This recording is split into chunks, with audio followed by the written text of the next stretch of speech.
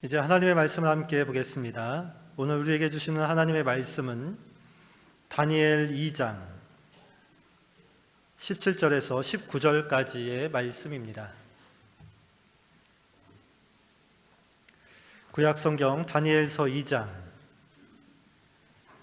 17절에서 19절까지의 말씀을 보겠습니다. 이 시간 하나님의 말씀을 한 목소리로 읽겠습니다. 이에 다니엘이 자기 집으로 돌아가서 그 친구 하나냐와 미사엘과 아사랴에게 그 일을 알리고 하늘에 계신 하나님이 이 은밀한 일에 대하여 불쌍히 여기사 다니엘과 친구들이 바벨론의 다른 지혜자들과 함께 죽임을 당하지 않게 하시기를 그들로 하여금 구하게 하니라. 이에 이 은밀한 것이 밤의 환상으로 다니엘에게 나타나 보이매 다니엘이 하늘에 계신 하나님을 찬송하니라. 아멘.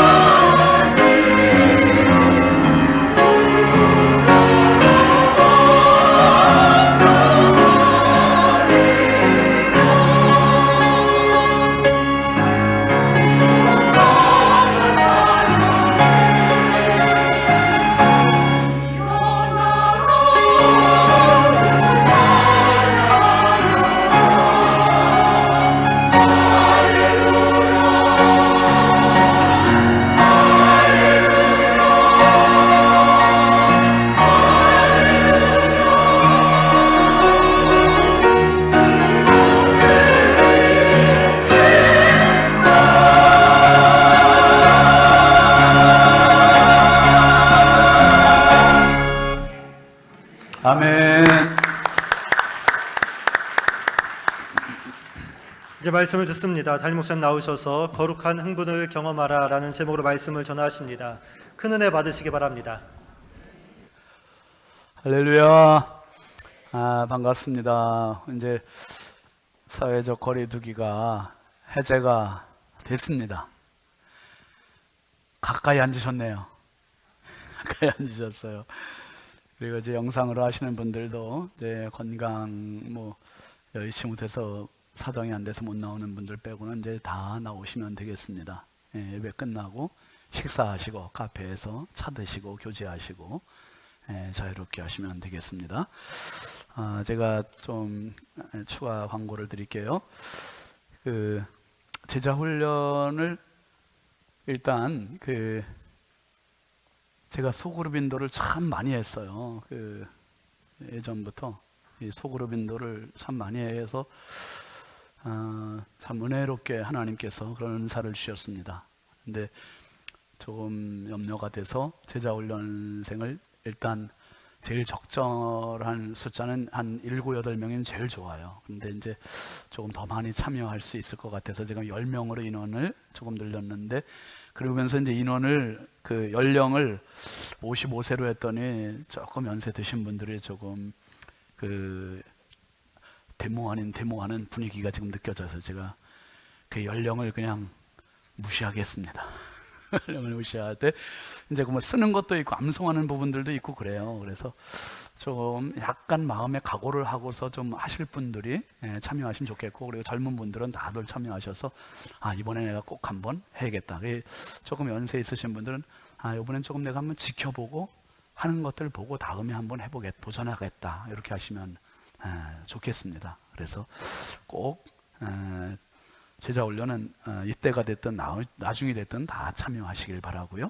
그리고 1층 카페 봉사를 우리 이제 교역자 사모님들이 이제 최재영 사모님 중심으로 해서 하고, 권사님들, 집사님들이 이렇게 자원봉사를 해주시는데, 우리가 비전문가예요. 그래도 커피 맛은 끝내주잖아요. 지금 아주 열심히 하고 계시는데, 한꺼번에 우리가 몰리다 보니까 손이 모자라, 손이. 그래서 어떤 분은 그냥 커피 시키러 왔다가 자기가 막 봉사하고 막 그러는, 지금 지난주 상황도 벌어졌는데, 아무튼 조금 더 기다려 주시면은 다 따뜻하게 잘 나갑니다. 양해해 주시고 함께 좀 카페를 같이 잘 이뤄가는데 협력해 주시기 바랍니다. 그리고 이제는 거리두기 해제가 돼서 다 이렇게 나오셨는데, 이제 자리를 점점 뒷자리보다는 앞으로 좀 당겨 앉으셔서 빈자리들을 채워 앉으시면 좋을 것 같습니다. 안내위원들도 그렇게 협력해 주시고요. 목회 이야기 잠깐 읽겠습니다. 구역예배 주보 와주시죠. 두세 사람이 내 이름으로 모인 곳에는 나도 그들 중에 있느니라. 성경은 모든 민족이라는 큰 공동체를 말하기도 하지만 두세 사람을 무시하지 않습니다. 예수님은 한 영혼을 천하보다 귀히 여기셨으며, 제자들도 예수님의 부활을 본 500명의 제자가 있는가 하면 성령을 받은 120명이 있었습니다. 전도를 위해 파송받은 70명이 있는가 하면 실제적으로 동거동락했던 12명의 제자가 있었고, 여기서 그치지 않고 예수님은 그 12 중에 가장 가까운 핵심 3명을 따로 세우셨습니다. 베드로, 야고보, 요한입니다. 2년 넘게 구역 모임을 갖지 못하는 동안 교회는 떠나가는 곳이 되었습니다. 예배가 끝나기가 무섭게 떠나고 교제는 없어지고 서로의 거리감이 생기기도 했지만 다시 식당과 카페에 머물기 시작했습니다. 대그룹 예배를 드리고 소그룹도 모여야 할 때가 되었습니다. 코로나 같은 전염병이 앞으로 더 올 수도 있을 것입니다. 그러나 우리는 이미 팬데믹을 통해 나름 예배의 노하우를 갖게 되었습니다. 그것은 바로 두세 사람, 곧 소그룹, 구역 예배입니다. 소그룹이 살면 공동체가 삽니다. 행복교구, 남성기관, 여성구역, 모든 소그룹이 살아나면 교회가 살고 개개인이 살아납니다. 소그룹은 교회를 이루는 세포이기 때문입니다. 오늘부터 시작되는 구역 모임에 모든 교우들의 적극적인 참여를 기대합니다. 오후에 이제 2시에 우리가 연합으로 구역 예배하고 여기서 시범 구역 예배를 하겠습니다. 그리고 앞으로 구역 예배가 이렇게 전개될 것입니다. 제가 이제 알려드리고, 그리고 이제 다음 주일부터는 이제 본격적으로 각 구역 모임을 하겠습니다. 대신 앞으로 구역 예배를 이렇게 하겠습니다.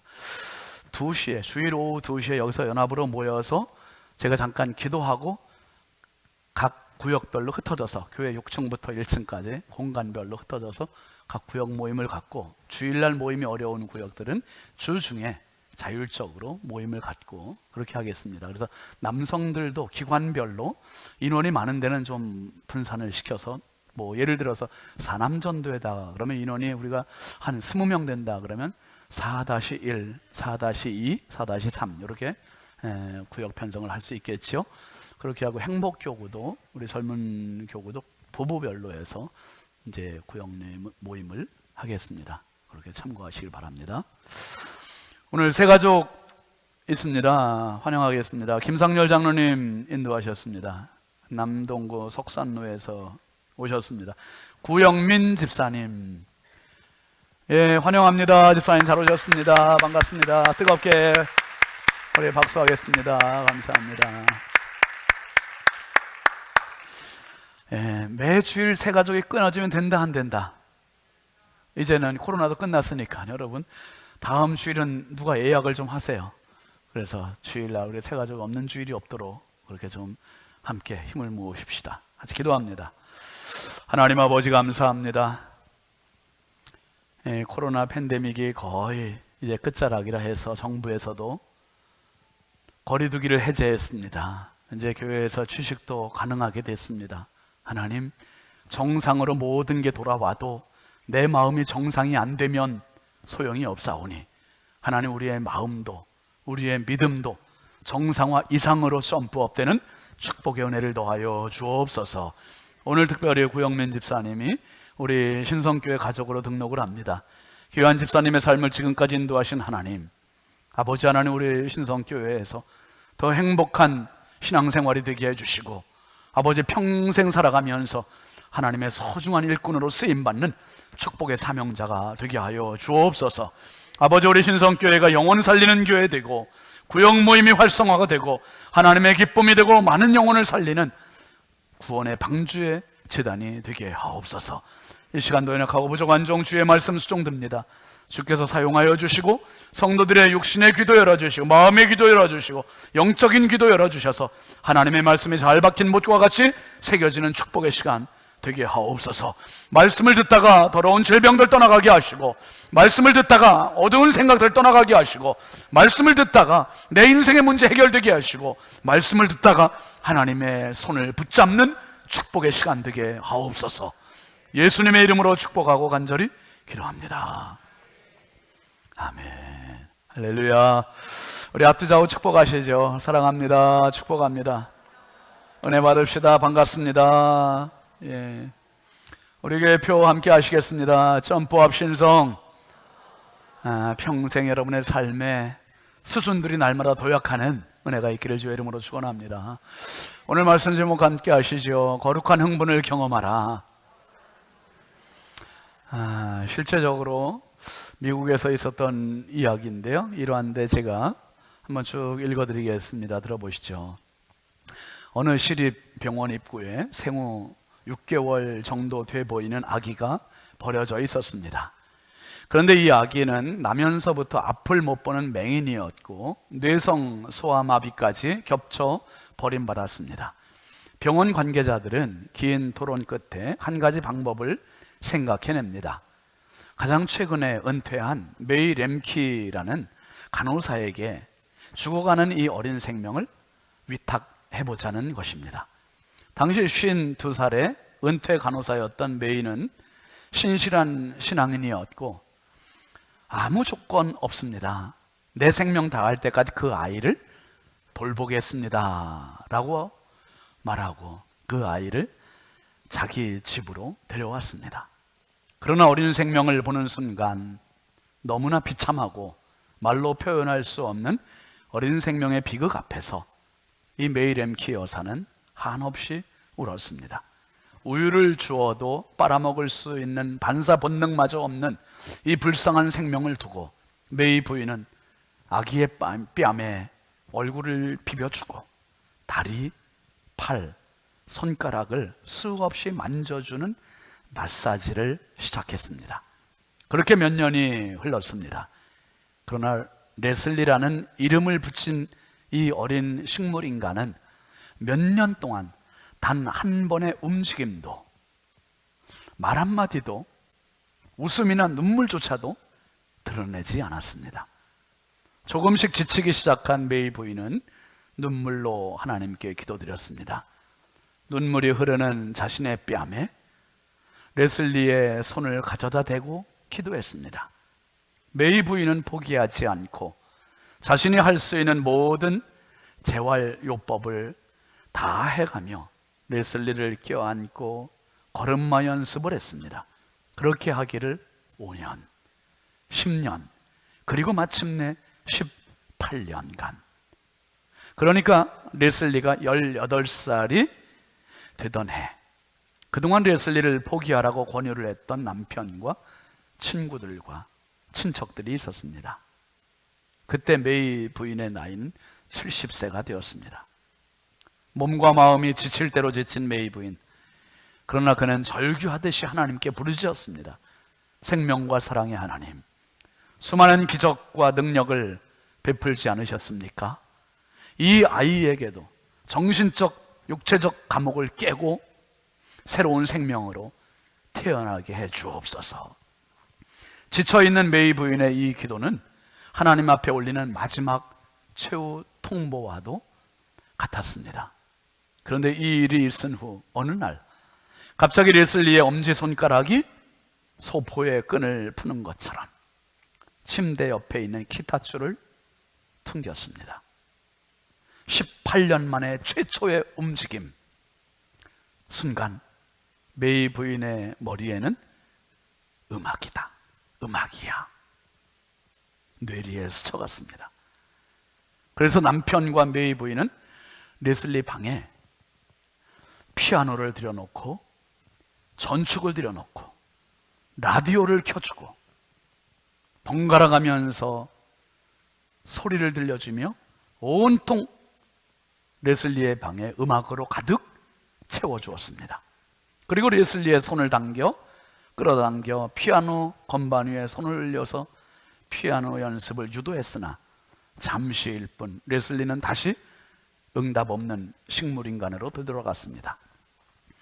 그것으로 모든 것은 끝난 듯 했습니다. 그리고 그 일이 있은 지 몇 달이 지났습니다. 1971년 추운 겨울 어느 날, 믿을 수 없는, 있을 수도 없는 기적의 날이 다가왔습니다. 새벽 3시 갑자기 들려오는 큰 음악 소리에 메이 부인은 잠을 깼습니다. 누군가가 그 새벽에 피아노를 치고 있었습니다. 그리고 그 소리는 레슬리의 방에서 흘러나오고 있었습니다. 메이 부인과 그의 남편은 떨리는 가슴으로 레슬리의 방을 열어보았습니다. 설마 했는데 이게 웬일입니까? 미소를 머금은 레슬리가 피아노 의자에 앉아서 피아노를 치고 있는 것입니다. 18년의 식물 인간이 벌떡 일어나 피아노를 치고 있는 이 기적.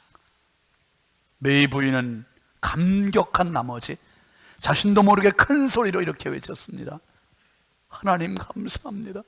하나님 감사합니다. 하나님은 레슬리를 잊지 않으셨습니다.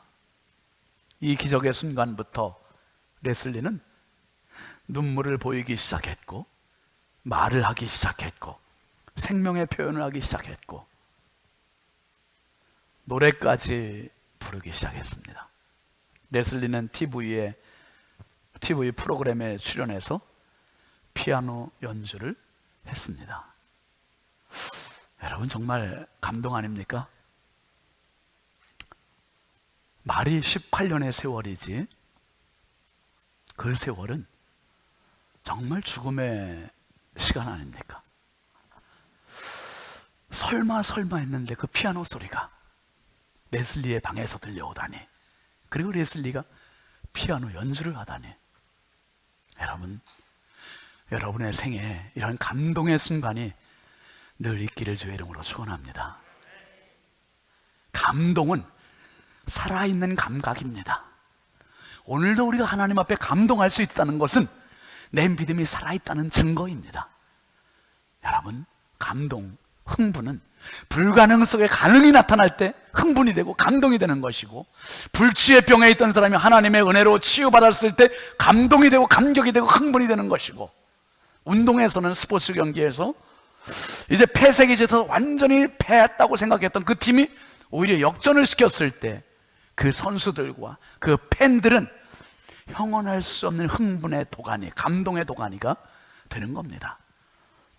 여러분, 오늘도 하나님은 살아계십니다. 오늘도 하나님은 당신의 기도에 귀 기울이고 계시고 역사하고 계시고 흥분시키시고 감동하시는 하나님이심을 믿으시길 주의 이름으로 축원합니다. 하나님은 오늘도 우리를 감동시키시는 하나님이에요. 그래서 찬송하다가도 눈시울이 뜨거워지고 가슴이 뜨거워지고, 기도하다가도 기도의 자리에 엎드리는 순간 나도 모르는 목매임이 있고, 예배 시간에 갔는데 왠지 모르는 이 예배당 안에 꽉 차있는 어마어마한 측량할 수 없는 하나님의 영광 앞에 압도가 되고 감동이 되는 그 감격, 그 예배는 살아있는 예배요, 그 성도는 살아있는 신앙인이요, 그 찬송과 그 기도는 하나님이 연락하시는 찬송과 기도임을 믿으시기 바랍니다. 여러분, 신앙은 감동입니다. 신앙은 흥분이에요. 왜요? 신앙은 생명이 있기 때문입니다. 생명이 없는 것들은 감동을 줄 수 없어요. 생명이 없는 것은 흥분이 안 됩니다. 그런데 이 생명 있는 것들은요, 생명 있는 존재들은 나도 모르는 사이에 감동할 수 있고 흥분할 수 있고 감격할 수 있어요. 지금 다니엘서를 보고 있는데 다니엘에게 오늘 이 거룩한 흥분이 있는 거예요. 주체할 수 없는 흥분이 경험되고 있는 겁니다. 여러분, 지금 세계 최대 제국인 바벨론의 느부갓네살 왕이 꿈을 꿨는데 뭔 꿈인지 생각이 안 난다 그랬잖아요. 생각이 안 나는데 이것을 고민해서 생각을 찾아내는 게 아니라 박수와 술객들과 점쟁이들을 불러 모아놓고 그들에게 이걸 알아내라는 거예요. 꿈을 알아내고 꿈을 해석까지 하라고 이렇게 막 억지를 부립니다. 2장 5절 한번 같이 보실까요? 왕이 갈대아인들에게 대답하여 이르되 내가 명령을 내렸나니 너희가 만일 꿈과 그 해석을 내게 알게 하지 아니하면 너희 몸을 쪼갤 것이며 너희의 집을 거름더미로 만들 것이다. 이런 억지가 어디 있습니까? 꿈을 알아내지 못한다고 죽인다고 그래요. 집을 거름더미로 만들겠다고 그래요. 독재도 이런 독재가 없어요. 그런데 이 말을 들은 이 술객들, 박수, 점쟁이들이 뭐라고 대답을 합니까? 10절, 11절 같이 보시죠. 갈대아인들이 왕 앞에 대답하여 이르되 세상에는 왕의 그 일을 보일 자가 있어요, 없어요? 한 사람도 없으므로 어떤 크고 권력 있는 왕이라도 이런 것으로 박수에게나 술객에게나 갈대아인들에게 물은 자가 여태까지 역사 이래로 없었다는 거예요. 그러면서 11절 시작. 왕께서 물으신 것은 어려운 일이라 육체와 함께 살지 않으면 누구만 한다고요? 이건 신의 경지 외에는 알 수가 없습니다. 이건 신만 알 수 있는 겁니다. 이렇게 얘기해요. 왜 아니겠습니까? 우리가 속에 있는 걸 뭐 10길 물속을 알아도 한 길 사람 속을 어떻게 알아요? 꿈을 어떻게 압니까? 이 아무리 점을 잘 치는 점쟁이들도 이렇게 대답을 했습니다. 그러니까 왕이 포기한 게 아니라 더 화를 내요. 더 화를 내요. 12절 13절 보시죠. 왕이 이로 말미암아 진노하고 통분하여 바벨론의 모든 지혜자들을 다 죽이라 명령하니라. 왕의 명령이 내림에 지혜자들은 죽게 되었고 다니엘과 그의 친구들도 죽이려고 찾았더라. 왕이 다짜고짜 다 죽이라는 거예요. 이건 날벼락이죠. 날벼락이야. 이 아래 사람들 신하들한테 날벼락과 같은 이러한 일입니다. 다니엘도 친구들도 죽게 생겼어요. 다니엘이 근위대장 아리옥에게 부탁을 해서 왕 앞에 가서 왕에게 부탁을 합니다. 16절 한번 보시죠. 다니엘이 들어가서 왕께 구하기를 시간을 주시면 왕에게 그 해석을 알려드리리이다 하니라. 여러분, 다니엘이 되게 강심장 아닙니까? 무슨 재간으로 알아내요? 꿈을. 근데 뭘 달라는 거예요 지금? 시간을 달라는 거예요. 시간 조금 주십시오. 그러면 그 꿈 알아내겠습니다. 알아드리겠습니다 이거예요. 도대체가 다른 술객들, 박수들, 점쟁이들은 다 포기했는데 다니엘에게는 그들이 모르는 비법이 있는 거예요. 비법이. 그게 뭡니까? 오늘 본문에 나오는 17절, 18절 말씀이에요. 같이 보시죠.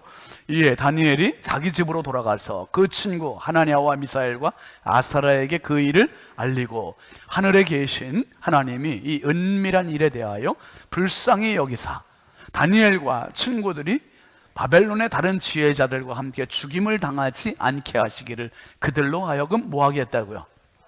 구하게 아니라 기도하게 했다는 거예요. 이게 다니엘은 혼자 끙끙거리지 않고 혼자 고민하지 않고 친구들에게 알렸어요. 알렸고 그리고 기도 부탁을 한 겁니다. 중보 기도를 부탁을 한 거예요. 그리고 그 기도가 지금 응답이 안 되면 죽는 거예요. 죽어요. 벼랑 끝입니다. 지금 벼랑 끝. 그런데 다니엘은 믿었어요. 뭘 믿습니까? 하나님을 믿고 기도를 믿는 거예요. 한번 따라 하시죠. 하나님은 살아계시다. 기도는 살아있다. 아멘입니까? 기도는 오늘도 살아있는 현장입니다. 역사의 현장이 기도입니다. 하나님은 기도에 귀를 기울이고 계십니다. 하나님은 성도의 기도에 지금도 귀를 기울이시고 그 기도에 반응해 주시는 하나님이세요. 역사해 주시는 하나님이시고 응답해 주시는 하나님이세요. 그러니 당신의 기도의 자리에 절대로 포기하지 마시고 빈자리 내버려 두지 마시고 그 기도의 자리를 지키길 주의 이름으로 축원합니다. 기도의 자리에서 하나님 손 붙잡고 기도의 자리에서 응답을 경험하고 기도의 자리에서 은혜 체험을 하고, 그러니 기도의 자리가 얼마나 소중하냐 이 말이죠.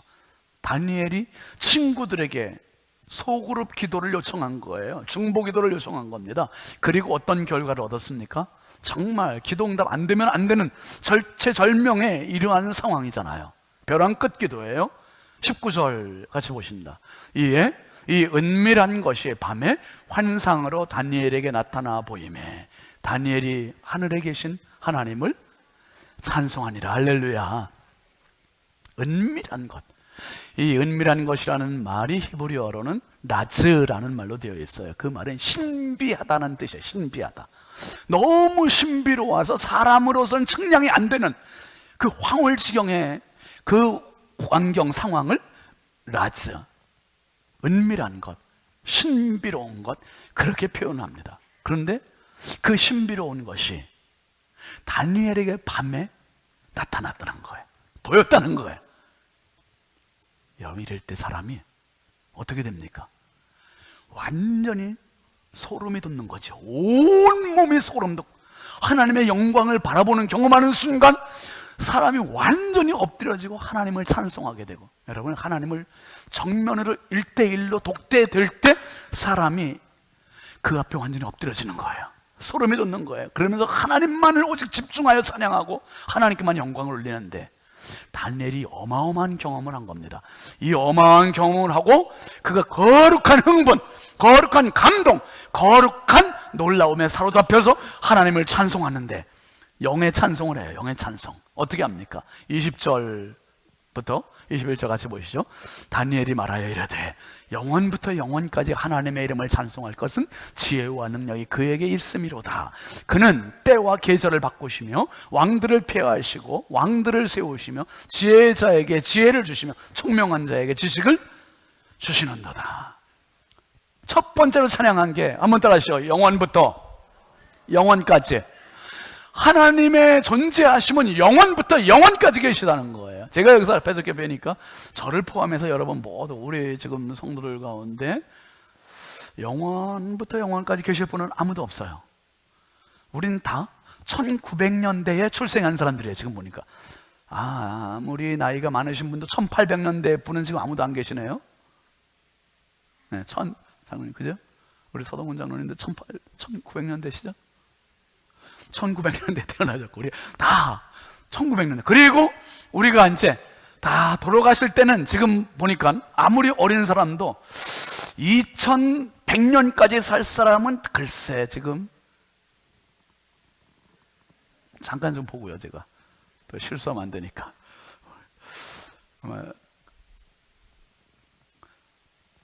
아, 2100년까지 살 사람은 우리 저기 유아실에 우리 박지혜 집사님 아기하고 우리 김학윤 집사님 아기가 잘하면 그때까지 살 것 같아.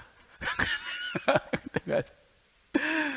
아, 우리 아기들 얼마나 이쁜지 몰라요.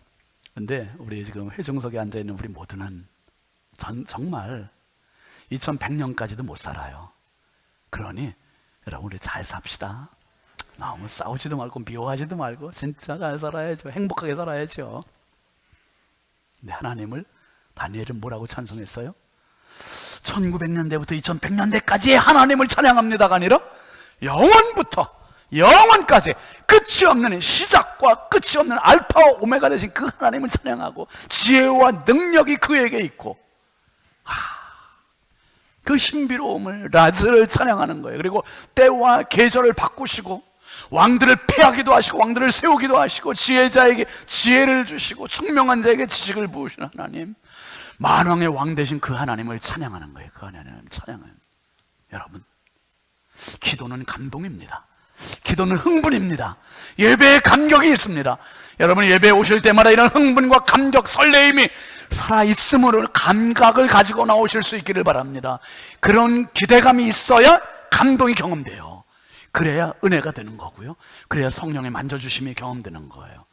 예배에 참석할 때마다 그냥 막연하게 그냥 절간 간 마음 가지고 가면 이게 아무 은혜가 안 될 수 있어요.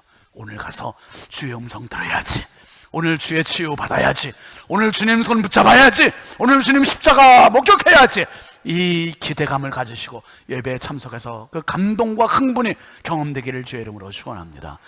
여러분, 하나님은 우리에게 요구하세요. 기도하되 부르짖으라고. 예레미야 33장 3절 같이 보시죠. 너는 내게 부르짖으라. 내가 내게 응답하겠고 내가 알지 못하는 크고 은밀한 일을 내게 보이리라. 할렐루야. 한번 따라 하시죠. 기도는 살아있다. 기도는 살아있다. 아멘입니까? 기도는 살아있는 겁니다. 주문을 외우는 게 아니에요. 살아계신 하나님께 내 입장, 내 상황, 내 형편을 올려드리는 거예요. 올려드려요. 그러니까 이게 그냥 주문 외우듯이 하면 기도의 능력이 없어요. 그냥 푸르르 꺼져버리고, 정말 간절함으로, 정말 사무침으로 간절히 하나님 앞에 진실함으로 올리는 그 기도는 지금도 살아있습니다. 지금도 유효합니다. 지금도 응답이 있습니다. 지금도 역사하고 있음을 믿으시기 바랍니다. 2600년 전에 다니엘이 친구들 3명과 함께 부르짖었던 기도는 어떤 기도냐? 소그룹의 기도예요. 소그룹의 기도. 4명이서 함께, 군중의 기도가 아니라 4명이서 함께 한 가지 제목 놓고 같이 의기투합한, 영적 의기투합한 이 기도입니다. 하나님 그 기도를 들으신 거예요. 여러분, 그 구역 예배가 우리가 지금 2년 동안 쉬었는데, 구역 예배를 모여서 그냥 찬송하고 뭐 헌금하고 안부 묻고 이렇게 끝나는 정도로 하면 안 되고, 이제는 구역 예배가 살아있는 구역 예배가 돼야 됩니다.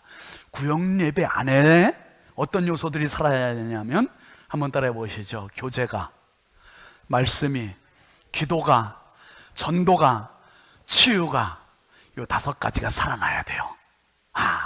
구역 예배에서는 구역 식구의 만남의 행복, 교제가 있어야 돼요. 코이노니아. 그 다음에 말씀, 성경을 우리가 많이 읽는 구역 예배가 돼야 되고, 그 다음에 구역 예배에 정말 간절한 기도의 부르짖음이 있어야 돼요. 통성 기도가 있어야 돼요. 그래야 이 기도가 정말 응답을 위한 기도가 되어야지, 뭔가 기도의 폼을 맞추는 기도가 되면 안 되잖아요. 그리고 기도에는요, 치료가 있어야 돼요. 기도를 통한 치료가 있어야 돼요. 구역 예배는. 그 다음에 기도에, 그 구역 예배에 일어나야 되는 건 전도의 재생산이에요. 그래, 이 한 영혼을 또 누군가를 살려야지. 그러면 구역 예배가 얼마나 사모가 되겠어요. 구역 예배 정말 다른 건 못 가도 구역 예배를 가는 거지요. 구역 예배 이 소중함이 보이면, 경험이 되면 가는 거예요. 구역 예배 그런 거 경험 안 되니까 나 시간 없는데 바쁜데 이렇게 되는 거죠.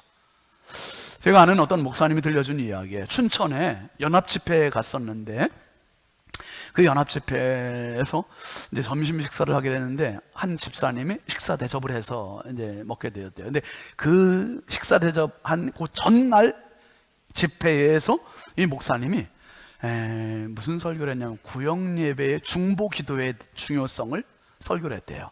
중보기도의 중요성 설교를 하면서 여러분 구역 안에 또 다른 구역원을 위해서 기도할 때는 그냥 의례적으로 그냥 기도하지 말고 정말 그분의 사정이 내 사정이다 생각하고 정말 부르짖는 기도, 간절한 기도, 애절한 기도를 해야 됩니다. 그래야 응답이 있습니다.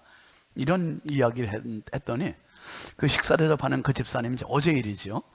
그 집사님이 그 설교를 듣고 자기 구역에 누가 있나 생각해 봤더니 과부 집사님이 있더래요. 이 과부 집사님을 위해서 내가 기도해야 되겠구나. 한 번도 우리 구역 식구인데 그 집사님이 과부가 얼마나 힘들까, 혼자 남편을 사별하고 얼마나 외로웠을까, 얼마나 참 힘들었을까, 그 생각을 제대로 해본 적이 없더래요. 그래가지고 그 집사님을 정말 사랑하는 마음으로 기도해야지 하고서 교회에서도 기도하고 저녁에 집에 와서도 기도하고 저녁에 남편이 퇴근하고 밥 차려준 다음에 밤에도 혼자 또 열심히 그 혼자 있는 집사님을 위해서 간절히 기도했다는 거예요.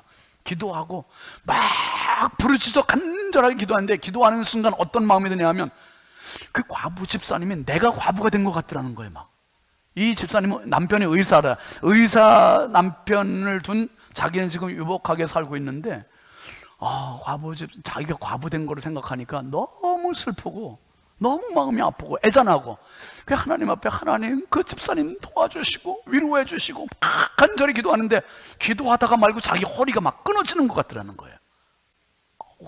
허리가 아프지 갑자기 막 그러면서 허리가 끊어지는 것 같아가지고 너무 간절히 기도하니까 그런가 보다 처음엔 그렇게 생각했는데 기도하는데 성령께서 주시는 지혜가 뭐냐면 그 과부 집사님이 지금 허리가 엄청 아픈가 보다 이 생각이 들더래요. 그래가지고 하나님 앞에 기도를 추가 하나님 과부로 사는 것도 억울한데 허리까지 아프니 그 집사님 불쌍히 여겨달라고 막 또 기도하는데 한참을 기도하는데 또 어깨가 그냥 떨어져 나가는 것 같이 아프더라는 거예요.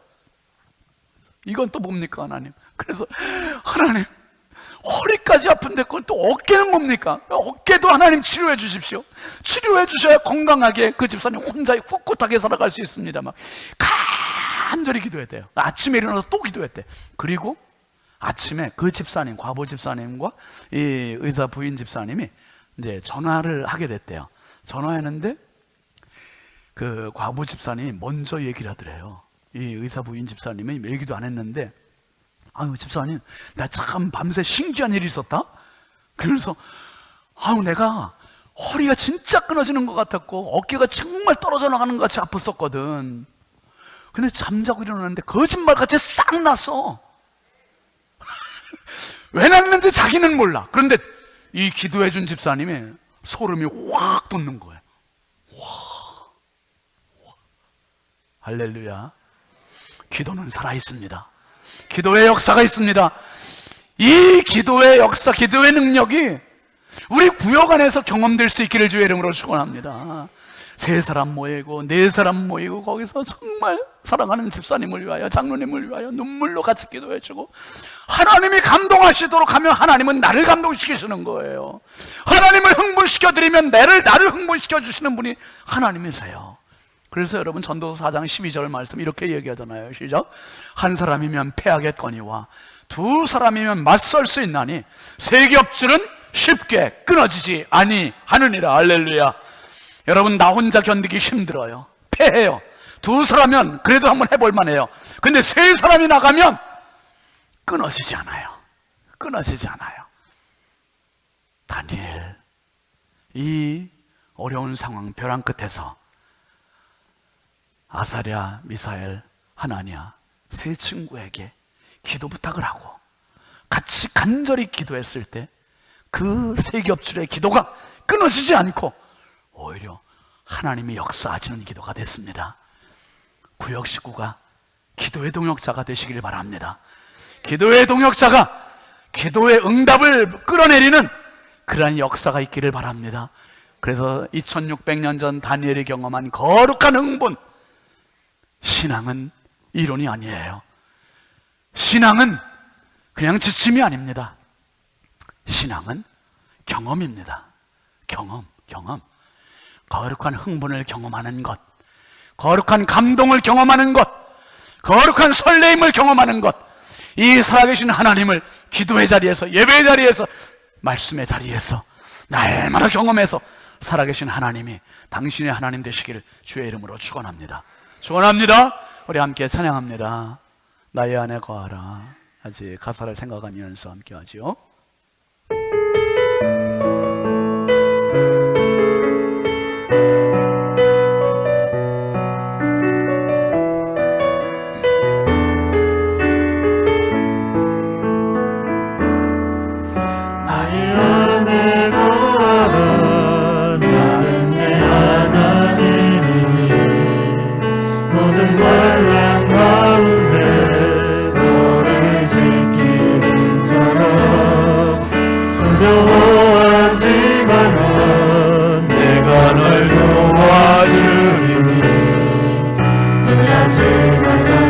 손 잡아주리. 나의 안에 거하라. 나의 안에 거하라. 나는 내 하나님. 모든 환난 가운데 너를 지키는 자라. 두려워하지 말라. 내가 널 도와주리니. 놀라지 말라. 내 손 잡아주리라. 내가 너를 지명하여 불렀나니 너는 내 것이라. 내 것이라. 너의 하나님이라. 내가 너를 보배롭고 존귀하게 여기노라. 너를 사랑하는 내 여호와. 나의 안에 거하라. 나의 안에 거하라. 나는 내 하나님이니. 모든 환난 가운데 너를 지키는 자라. 두려워하지 말라. 내가 널 도와주리니. 놀라지 말라. 내 손 잡아주리라. 손 들고 합니다. 내가 너를 지명하여 불렀나니 너는 내 것이라. 내 것이라. 너의 하나님이라. 내가 너를 보배롭고 존귀하게 여기노라. 너를 사랑하는 내 아멘입니다. 내가 너를 지명하여 불렀나니 너는 내 것이라. 내 것이라. 너의 하나님이라. 내가 너를 보배롭고 존귀하게 여기노라. 너를 사랑하는 내가 너를 지명하여 다시 합니다. 내가 너를 지명하여 불렀나니 너는 내 것이라. 내 것이라. 너의 하나님이라. 내가 너를 보배롭고 존귀하게 여기노라. 너를 사랑하는 내 여호와. 너를 사랑하는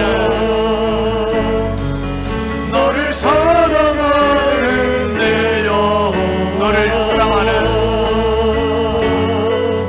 너를 사랑하는 내 여호와. 하나님 아버지 감사합니다. 하나님이 계셔서 행복합니다. 하나님이 계셔서 든든합니다. 하나님이 계셔서 안전합니다. 아버지 하나님, 하나님을 막연한 다른 종교의 신처럼 생각하는 신앙이 아니라 오늘 죽음 앞에서조차도 절체절명의 순간에서도 오직 내 목숨을 담보로 매달릴 수 있는 분이 하나님이심을 경험했던 다니엘처럼, 다니엘의 세 친구들처럼 아버지, 기도는 오늘도 살아 유효함을 믿습니다. 하나님은 살아 역사하심을 믿습니다. 그 하나님이 나에게 경험되게 하여 주옵소서. 우리 교회에 경험되게 하여 주옵소서. 우리 구역에 경험되게 하여 주시옵소서. 2600년 전 다니엘의 하나님이 오늘 나의 하나님 되어 주시사 아버지, 거룩한 흥분이 경험되게 하여 주시고, 거룩한 감동이 경험되게 하시고, 거룩한 설레임이 있는, 살아있는, 약동하는 생동감 있는 참 신앙인들이 되게 하여 주옵소서. 이 예배의 자리에서 이 거룩한 흥분이 아버지 하나님 식지 않게 하여 주시고, 삶의 현장으로 연결되게 해주시고, 다시 또 이 자리에 올 때 그 흥분의 배가가 되게 하여 주시며, 평생 거룩한 흥분에 사로잡혀 사는 우리 믿음의 가족들, 신성의 가족들 다 되게 하옵소서. 예수 그리스도의 이름으로 축복하고 기도합니다. 아멘. 할렐루야. 우리 하나님께 영광을 박수합시다. 할렐루야. 우리 앞뒤 좌우 이렇게 축복하시죠. 거룩한 흥분을 경험하세요. 예, 마음껏 경험하시기 바랍니다. 우리 함께 일어나서 파송 찬송합니다.